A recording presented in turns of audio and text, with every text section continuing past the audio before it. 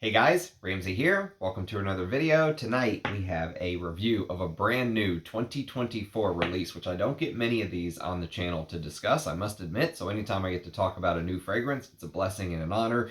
And today we are going to review the new Papillon release, which is even more exciting because Liz Moore's, for those of you that don't know, Papillon is kind of one of my favorite niche houses of all time. I think they're one of those houses where you could buy every single thing that she has made. Nothing is redundant.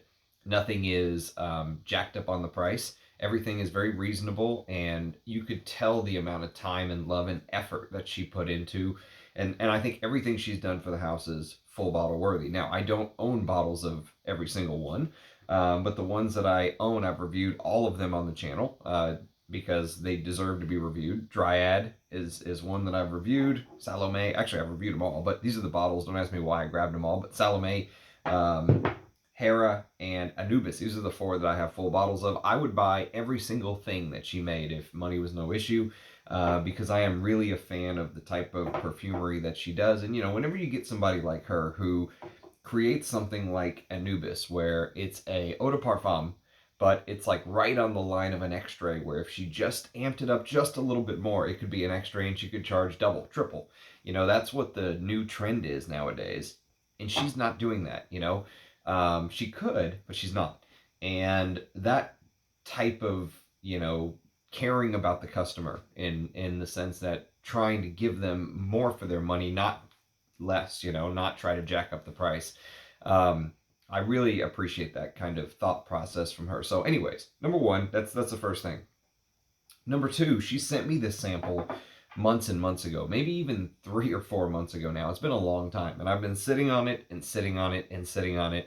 And as you can see, the sample is so fresh that there's not even a name on it. I just know this is Epona, which we're going to be reviewing today, because I'm going to do a fresh spray just because I am an absolute sucker for this scent. So I'm going to do a fresh spray for you guys, but I've been sitting on this for months, and she basically told me when she sent it to me, she said, Ramsey, please wait until it's released to review it. And so, Liz, I apologize. Figured it's better to ask for forgiveness than permission. So I didn't make it until it was reviewed. Until it was released. It's being released on August the 1st, but here we are in the middle of July, so I got damn close, and I'm already seeing a bunch of people put out their reviews, so I figured close enough for government work, right? So this opens up like one of my favorite leathers of all time, and that is vintage Chanel's Cuir de Russie, specifically the long-lost and very hard to find eau de cologne version. This is more powders than the even vintage eau de toilette version from the 80s.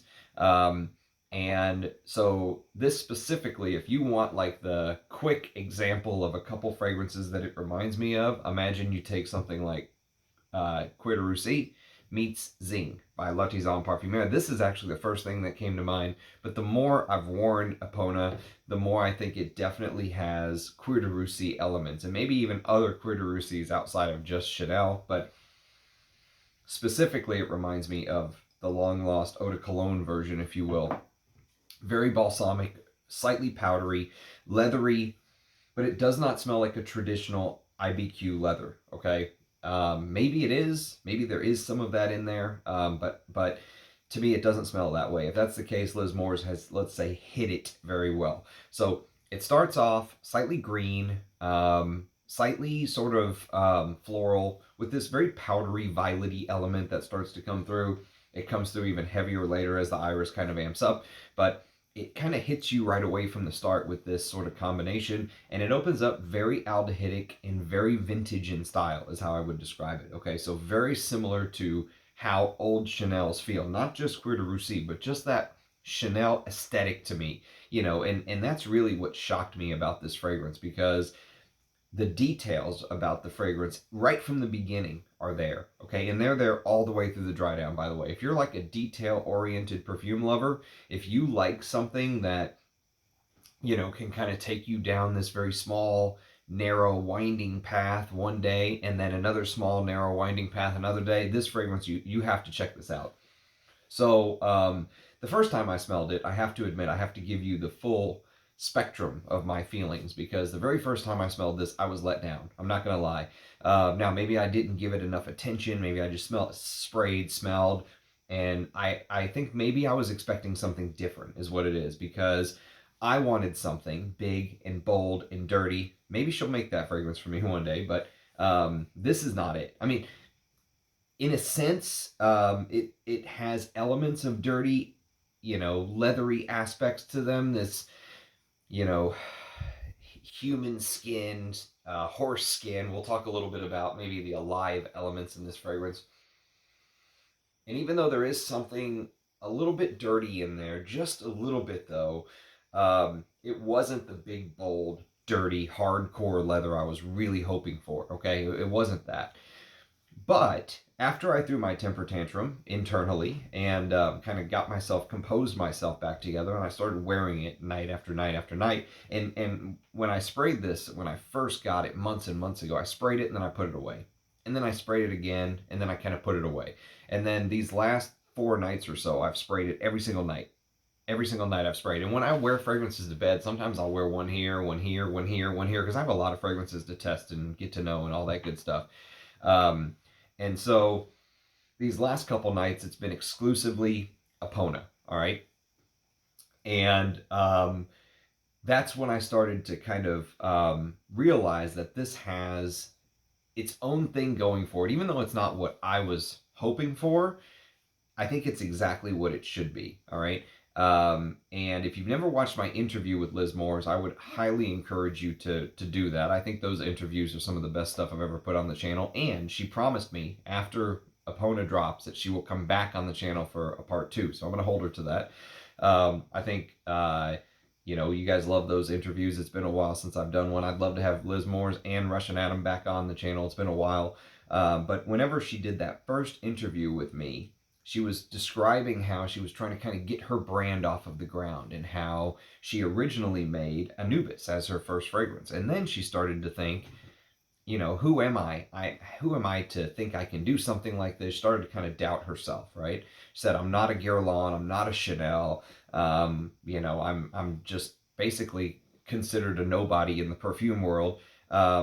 And so she was kind of having that moment of doubt, if you will. And what's so fascinating about this is smelling Epona and some of her other works, like, for example, smelling some of the iris and ambrette in something like Hera, which I absolutely love.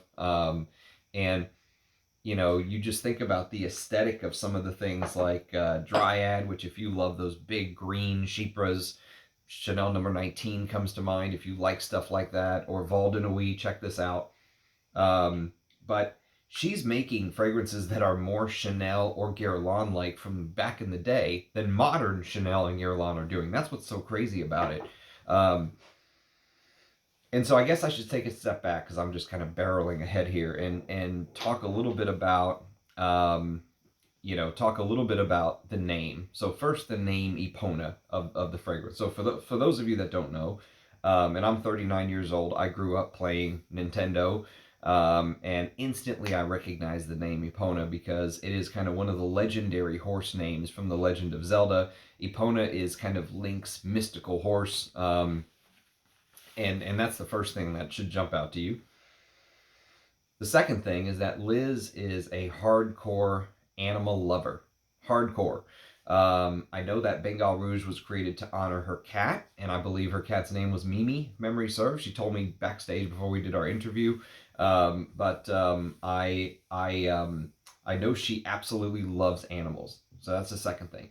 And I also know that she had a lovely horse that she's posted pictures on Instagram. I'll see if I can make the thumbnail of this kind of a picture of her and her horse together. But I believe she stated that she began working on Epona when the horse was still alive. Okay. And so, but before it could be released, what ended up happening was the horse passed away. Okay. So a perfume that ended up being turned into like a tribute for her lost friend, if you will. So in my mind, I don't have any marketing materials. I'm just kind of going off the cuff here, by the way. But this is Liz Moore's kind of dedication to a beautiful soul in her horse, her connection to, if you have an animal, if you're an animal lover, you know that kind of connection that you have, right? When a horse, a dog, a cat, an animal that is really part of the family passes away, it's like a family member died sometimes. And so this fragrance is like a tribute to that, and you can tell she really put her heart and soul into this. And so now, horse fragrances in general are ubiquitous. I've reviewed many of them on the channel. If you have watched my, I did a Derby comparison video, if you will, between the vintage and the modern juice. You can check that out. Derby was famously created by Jean-Paul Guerlain to honor his love of horses and horse racing. Needless to say, there is not a bad version of Derby out there. I reviewed Corpus Equus by Naomi Goodsir, which I believe is a Bertrand Duchaufour creation. That is also inspired by horses. I didn't like that anywhere near as much as Derby. And there's an Hermes fragrance, which I have been testing occasionally. I have a sample thanks to one of my generous perfume god people. It's called Gallo. And I believe the bottle is made to look like a stirrup. And I would love a bottle of that one day. I really, really like Gallo. Maybe there's a little bit of Gallo in here, but just a touch, okay? It's definitely, if out of the three I randomly mentioned, definitely Gallo is the one that I would say this is closest to out of those three, but there's other fragrances that I would say this kind of, plays in the same sandbox as. So, now I don't have a full note listing, but from what I can tell, or, if you want me to kind of try to give you some notes on the fly, obviously leather in the top, and maybe even leather in the base as well. But it's almost like this soft, supple saddle leather, okay? Like when I really dug my teeth into this and started to stop throwing my temper tantrum about what I wanted and accept what this was, I started to think about the saddle leather here as like $100,000 Hermes saddle, which, they have those, by the way, which is absolutely crazy to think about, but they do. So, imagine like the most insanely expensive saddle for a horse you could ever imagine, right? The most luxurious, the most supple, soft, buttery leather. And of course, Hermes, the highest end leather saddle brand you're going to find. And there's very little about the leather that feels rough and tumble. Very little about the leather that I was hoping for, but I ended up falling in love with what it actually is. And so there's bits and pieces of this fragrance that give a slight animalic tint here and there. It's almost as if with that leather, there was a little bit of castoreum that was used to give this impression of like smelling the horse itself. The warmth, the alive, the body of the horse being alive, and comforting smell of a companion, but also the leather, the $100,000 Hermes leather saddle. Those two things kind of come together. And the more and more I wore this, the more and more I thought this smelled expensive. It smells expensive to me because in the top there's a couple things going on. And most notably, the easiest thing to pick out, I think, will be this aldehydic accord that kind of hits you. And this aldehydic accord comes through in the top and really smells like aldehydes of long-lost Chanel perfumes. Like I said, they really smell, this really smells vintage, like you're smelling an old Caron or an old Parfum d'Orsay, or those old brands from back in the day. You're smelling something from 100 years ago. This definitely has that vintage feel. But what it adds to the aldehydic top, to me, basically plays one very important role, and that is that it takes that leather accord and it adds this soapiness to it. Specifically, Liz Moore says there's supposed to be a smell of saddle soap in here. Now, I don't know what saddle soap smells like personally, but apparently it's used to clean saddle leather, or you could use it on you could use it on leather jackets as well. But it's made to kind of lubricate the fibers to prevent brittleness. So you don't want my example of my $100,000 Hermes saddle is probably a little bit extreme, but you don't want this brittleness to form in the leather. You want it to be supple, but also strong, right? So there's this contrast in the fragrance instantly between kind of the slight soapy accord that you get, along with this almost like this waxy, styraxy, buttery leather accord that is supple and smooth and soft and expensive smelling.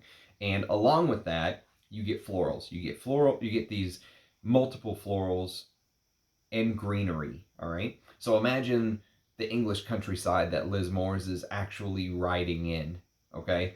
As if she kind of took all of the diary clippings from all of the rides that her and her beautiful companion shared and created this snapshot of one final ride aggregating all of the smells and sights on the ride. Okay, so slowly at first the horse starts trotting along and you smell every single little hyacinth and daffodil and narcissus and all these different flowers, meadow flowers, and then you can feel the horse's kind of taut skin against her muscles as she kind of slowly takes steps here and there. But slowly she begins to pick up speed, and as the horse's hooves begin to pull up grass and dirt, you smell vetiver, and you smell the green texture of the grassy greenness, right? And as the horse begins to pick up momentum and goes faster and faster and faster, the trees start whipping by and you start smelling oak moss and mosses and green textures, but really the color green, you know? That's what starts to come to mind, the color green, along with kind of the mane of the horse beginning to flow. So maybe you pick up slight hints of costus here and there, where costus has this unwashed hair feeling. And it's funny, no matter how much you brush a horse's mane, it's always going to have that oily kind of thing here and there because it's a horse, and it's horse hair. And so you can just imagine the amount of grooming that goes into making some of these show horses look the way that they do. No matter how much you brush, it's a constant struggle almost to keep up with it. So there's a little bit of this, the horse has this oiliness in the hair, and maybe that gives off a slight animalic touch as well. Now, the Posh side of the scent, okay? Because to me, what I didn't like about the fragrance at first, because like I said, I wanted to be punched in the face with this animalic accord, that didn't happen. Not in the sense that I was hoping for it to, but and what I ended up loving about. So what I didn't like about the scent at first is what I ended up loving about it. And so maybe it's a good thing I took 3 or 4 months to actually talk about this. So you can smell this almost high-end, like purple, ionone, iris, that Liz Moores has quite a way with. I'm getting it now. It's absolutely stunning. If you've never smelled Hera, this was made for her daughter's wedding, but as a man, I love wearing this. She actually sent me this bottle, which was very, very kind of her. This is the new bottles, the little frosted top. The old ones look like this with the clear top. Not that it matters, but I think Hera is the most expensive thing she's done because there was some very expensive ingredients in here. But if you're a fan of the way she does iris, and she has a way with iris, I will say, this, you will really appreciate the way that the iris is used in here. It really gives it this high-end, Posh side of thing that offsets the animalic side. So it's not, on the one hand, you've got the animalic circus side, and on the other hand you have the very posh, elegant side of things, right? And I think it's very hard to merge those two together. It's very hard to create something that's both animalic and elegant, right? Because that's something that Chanel's Antaeus does so well. Speaking of a Chanel, that's something Antaeus does so well. It's got that Chanel elegance, but it's got the castoreum, and you can go watch my Antaeus full review. But here, this posh, very high-end smelling iris is a big part of the scent. And what happens is, if you go back to my imagery of this horse gaining speed, imagine when it starts kicking up the dirt, it also uncovers like rooty roots and vines that go flying up in the air. And those roots just happen to be cured and treated high-end iris smell, right? Beautifully elegant, really beautifully elegant for what it is. And if you're a leather lover, I probably don't even need to say anything further. I mean, iris and leather for me is like the winning combination. I love iris and leather combined together, but when you factor in that very supple, soft, um, note that Liz created with the saddle, that's all I mean, that's probably all you need to hear to want to grab a bottle of this. And then everything else is like added bonusry. The actual feeling of the horse skin, the warmth, of the animal being alive. You can almost feel the blood, like you put your hand on the horse and you can feel the blood rushing through them. The countryside as you ride along and see the greenery and the florals is just kind of the cherry on top, I think. And if you've never actually ridden a horse, by the way, which I am not some sort of horse whisperer or anything like that, but I have ridden a couple times in my life, and if you've ever ridden even once, you know that the power of a horse. My great uncle, or maybe even great great uncle, was killed by a horse. A kick killed him, and so they are powerful, powerful animals. And if you've ever smelled some of her other work, you can see the love of animals that she has. I mentioned a little bit about Bengal Rouge previously, but when I first smelled Bengal Rouge, I didn't know anything about the backstory, and I said, "Man, this smells like Shalimar." And she said, "It's funny you say that because it's actually based on Shalimar." And whenever she would wear Shalimar, she would pet her cat, and this scent of Shalimar would get on Mimi. I think that's her cat's name. And it's almost like taking Shalimar and blending it with like the musky feline furriness, the dirty underbelly of the cat, if you will. And it creates something beautiful, really. And so that sort of dispersion of Shalimar onto the cat, and then Bengal Rouge kind of feels a little bit like a little bit of a powder bomb exploded, if you will. Like when a long hair cat is being petted and all of a sudden there's like a pound of hair in the air and you could like blow it up in the air. There's like so much hair, right? And the reason I bring that imagery back up is that if you can somehow transfer that imagery of Bengal Rouge to leather, okay, there is this thought in my head that the diffusive powdery smell that you get in Epona is almost like Liz Moore's trying to draw herself into the story. And what I mean by that is whether it's actually conscious or unconscious, and I'll be curious to ask her if she's actually thought about this, but it's almost like you're smelling the horse and Liz when you smell Epona, to me, because she mentioned she loves wearing things like Bala Versailles, which is, she likes the eau de cologne version, or she has the eau de cologne version, she's told me, which has this very powdery, think of like talcum powders and powder boxes and stuff like that. And I honestly think, even though this fragrance has labdanum and a Papanax, they don't smell the way you would expect a labdanum and a Papanax mixed to kind of blend together. I wouldn't be shocked if there was some vanillas in here as well. And it starts drying down into this like swirling, powdery, honeyed, soapy leather. And with hints of florals in the greenery, and every now and then, when you really take a deep sniff, you get something dirty lurking underneath, something slightly dirty, as if you're kind of feeding the horse grass or hay or something like that. But the reason I mention the powders is because the powders almost smell like you're smelling the perfume Liz is wearing while riding Epona. That's the imagery I began to get. And it's actually a beautiful thing. One of my favorite authors of all time, Stephen King, before he went off the deep end, if you need any validation of that statement, just go look at his Twitter account. My God. But the old Stephen King from back in the day, he wrote himself into the Dark Tower novella, his basically magnum opus, his one of 7-book, everything's tied together. He wrote himself into the book, which I thought was very cool. Smelling Epona, it smells like she drew herself into the story, if you will. And I'm curious to know whether it's conscious or unconscious. But if you think about kind of the hay honey combination, that's as the fragrance starts to dry, That's what ends up coming through with the textured greenery of oak moss. So imagine hay and honey both giving off these golden colors of like summer meadows, okay?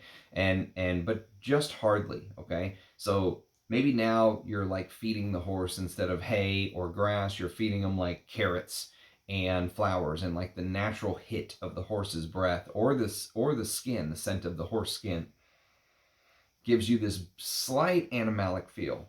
Kind of how some folks used to say that Dzing has this circus-like vibe, like there's a lot of different animal smells. I'll review this one of these days. This is discontinued. I told Liz she needs to smell this because I think this would be good for her to smell after creating something like Epona. But now, you may have heard me mention honey just a second ago, and you know I'm an absolute nut about honey. Honey is one of my favorite ingredients. Apparently, there is supposed to be honey in here, but it's not the 1980s dirty animalic honey. This is like a fresher take on honey. You know, it's almost like you're getting the texture of honey. Like maybe she rode past a beehive or something on her journals, and it's in the journal, so she put it in here. You know, it's more the imagery than what you're actually eating and tasting. So I will say, as the hours tick by, there has to be some woody molecules in here. There's no doubt about it. I would guess something like cedar, but I don't know for sure.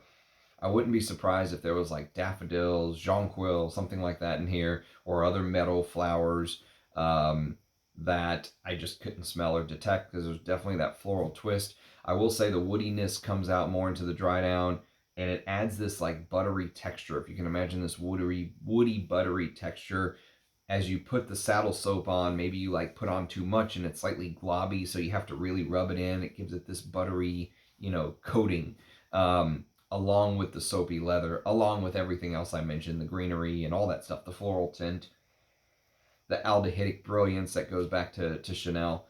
So there's definitely something wild and free in this fragrance. Definitely something warm and alive. Like those are imagery that comes to mind.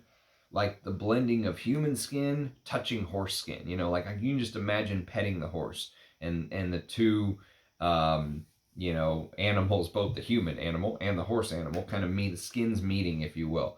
And so there's a blog called Take One Thing Off, I think it's called. Hope that's right. Take One Thing Off.